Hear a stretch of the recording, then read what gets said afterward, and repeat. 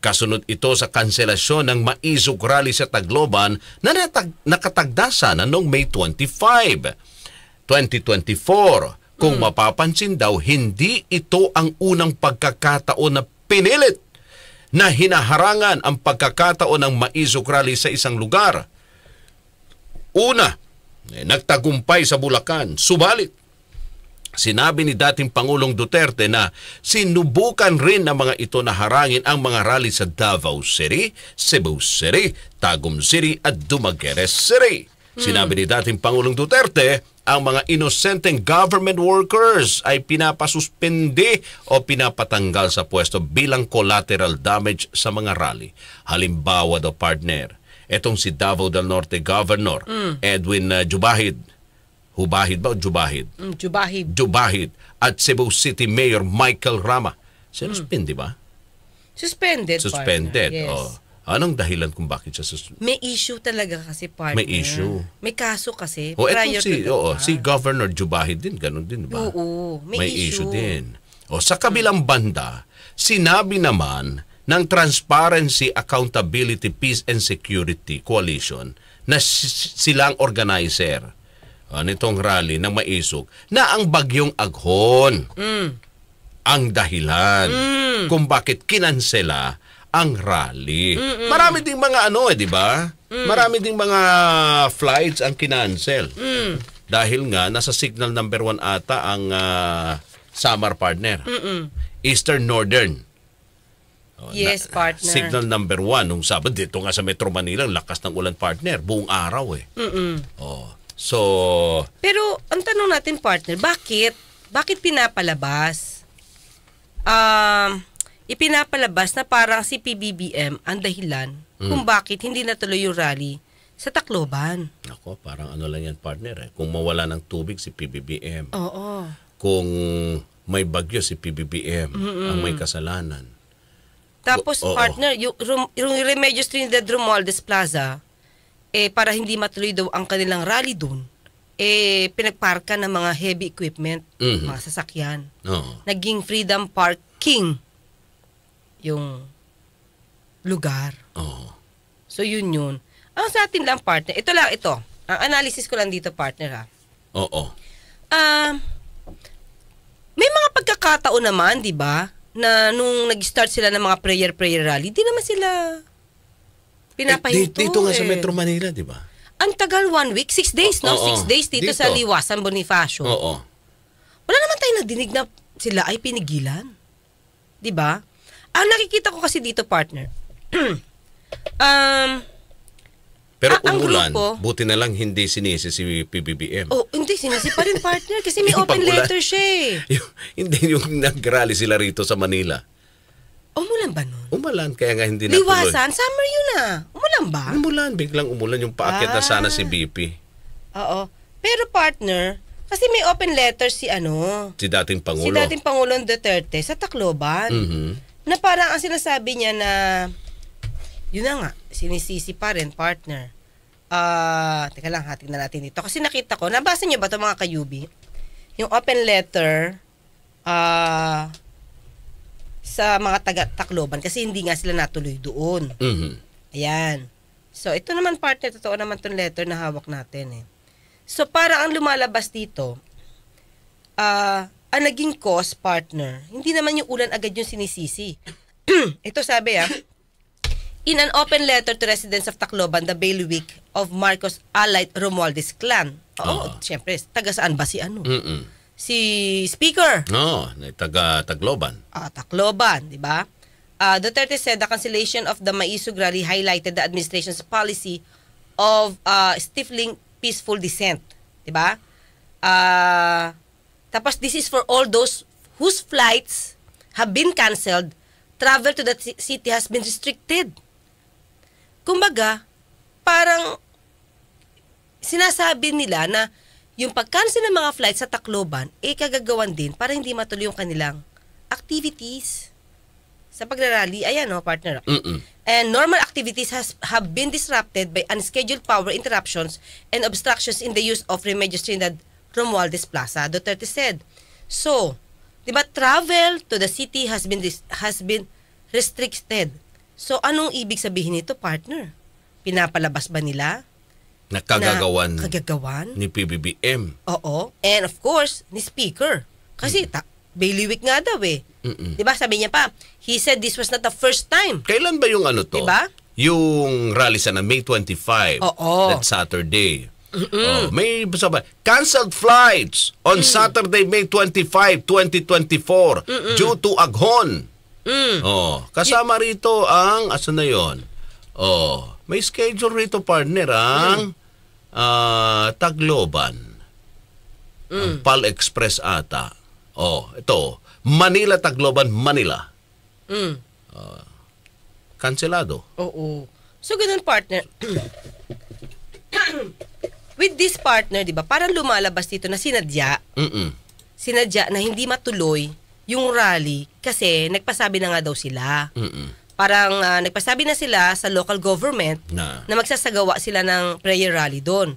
Pero nakita nga nila, maliban dyan, partner, nakita daw nila yung plaza na pinuno ng heavy equipment nga.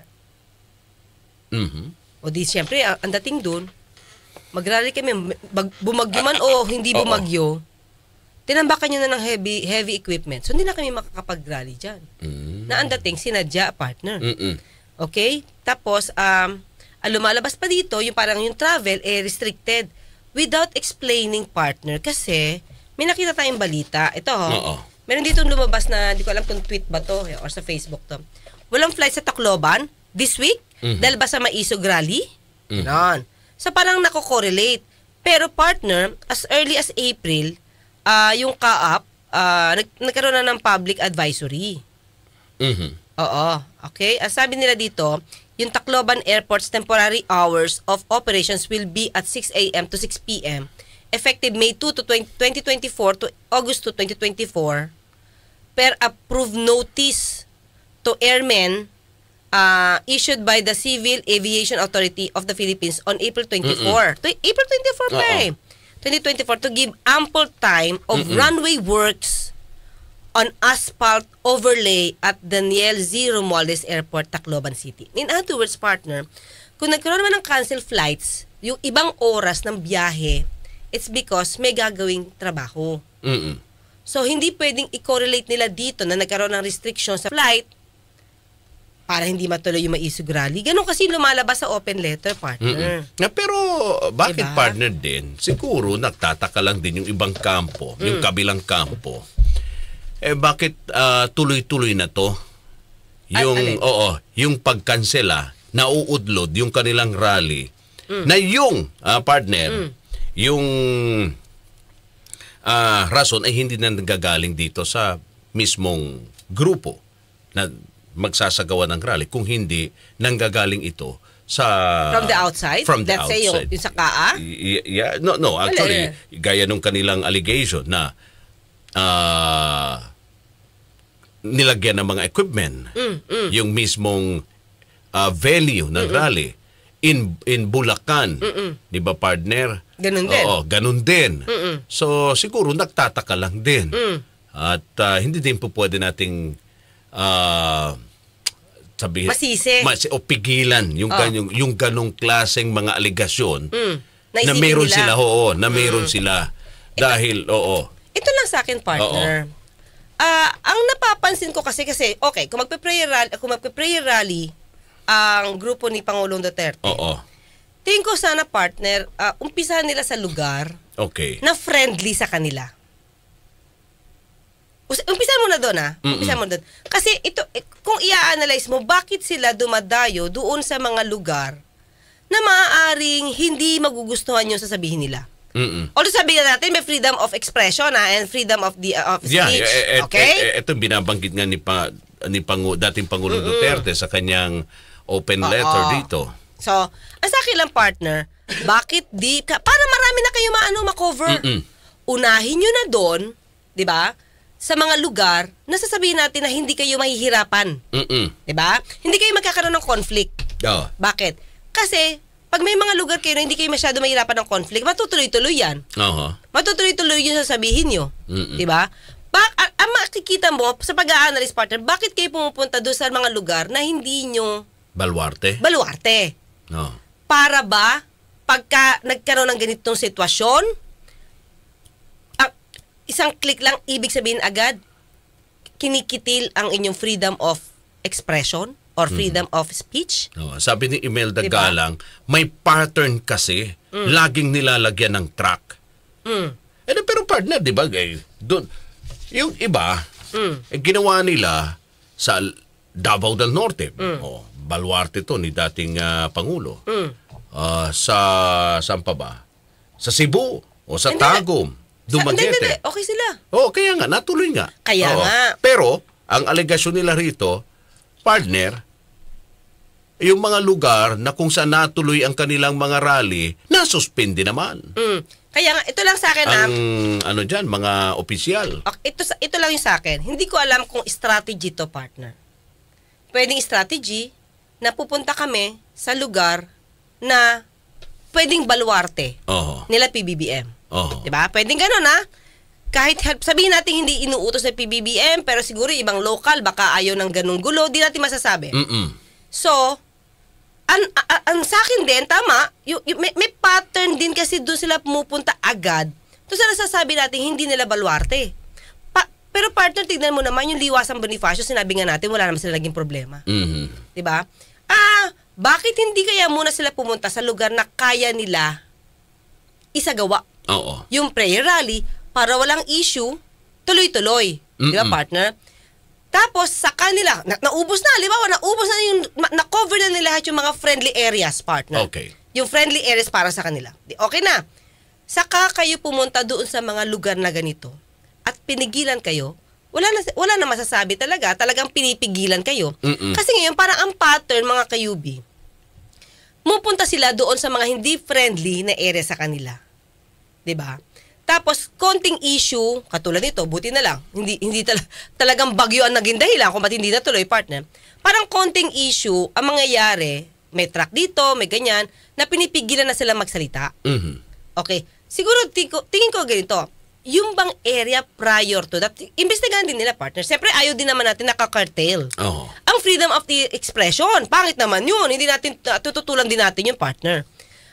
Yung bang sitwasyon prior to that, wala bang mga sasakyan doon? Baka naman even before, bago pa sila nagsabi, ganyan na yung sitwasyon. Correct. Pwede, di ba? Pwede natin paalam.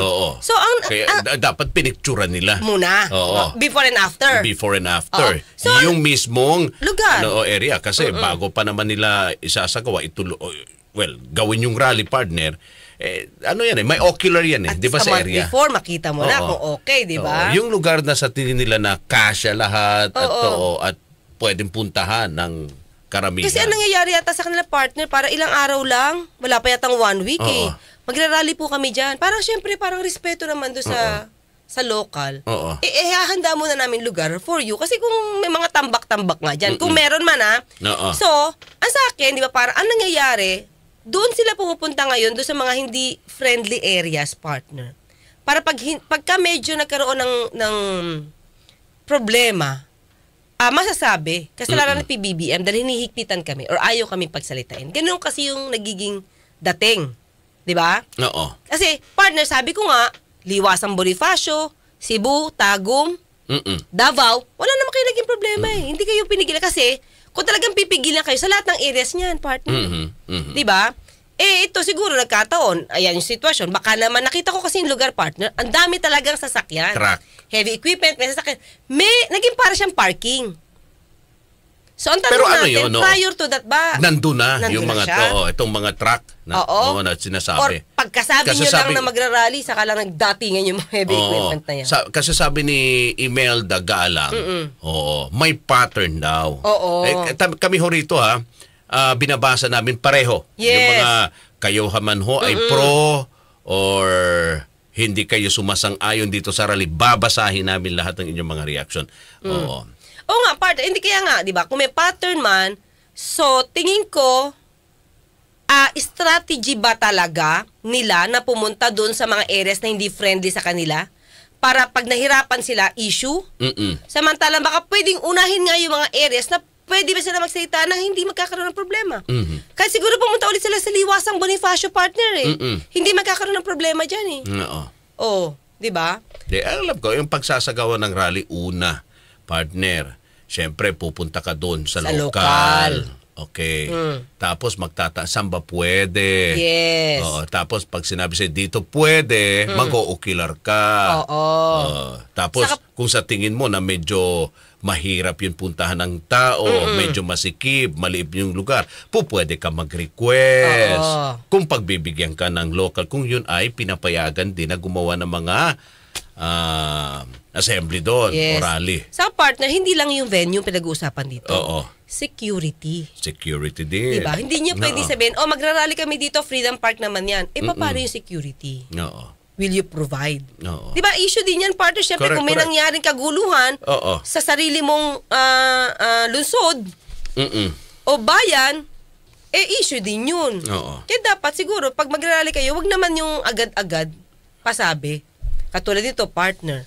Nilalagyan ng mali siya itong pag-postpone ng pag-cancel ng mga flights. Oo. Yung pala as early as April, talaga meron ng advisory. Okay? And at the same time, partner, parang nilalagyan din nila ng issue yung pagkakasuspend kay Cebu, Jubahid. kay Cebu, Mayor. Cebu City Mayor. Michael Rama. Oo. Ina-suspend siya, partner, for complaint of grave misconduct and conduct unbecoming of a public officer. Patungkol ito doon sa pag-reassign ng several City Hall employees na nag-result daw na hindi mabayaran ng kanilang sweldo for 10 months. Mhm. 10 months. So may kaso na, hindi yung bigla-bigla lang ito na, suspended ka kasi tumulong ka kay Pangulong Duterte. Mhm. Merong kaso na ito yung hindi nila nababanggit. Katulad dito sa open letter ni dating Pangulong Duterte, di niya binanggit bakit ba na-suspend. Mhm. Siyempre, yung mga tao makikinig sa kanila, ba't nga sinuspend? Siguro nga kasi kakampi kasi ni dating Pangulong Duterte, kaya pala sinuspend. Pero let's give the benefit of the doubt yung ombudsman. Kasi ombudsman naman na dito, partner. Nag-suspend. 'Di ba? Kasi nagkaroon ng pag-reassign ng several City Hall employees na nag-result nga sa hindi pagkakabayad ng sweldo ng 10 buwan. Aha. Ito naman kay partner, kay Governor Jubahib, matagal na tong issue at alam niya naman na may issue rito, partner. Ito yung tungkol sa complaint nung final ng board member Orly Amit Aha. dahil sa grave abuse of authority and oppression. Patungkol doon sa nakaraang barangay elections, partner. Pero teka, partner, yung mga attendees ba, yung mga sasama sa rally, taga saan? Di natin alam, partner. Oo. Kasi Kasi may flight, so gagaling parang Davao, Oo. going there. Di sayang yung pera. O kaya nga, yun ang iniisip ko din. Kasi alam ko pag nagrarally, may mga organizers sila dyan sa local na karamihan ang mga nag-a-attend, taga doon lang. Na talaga supporter na taga doon. Taga doon. Bakit magiging problema yung mga flight? Kasi siguro, halimbawa lang Oo. Atty. Harry Roque, Atty. Vic Rodriguez. Yung mga magsasalita. From Manila. Oo. Si Atty.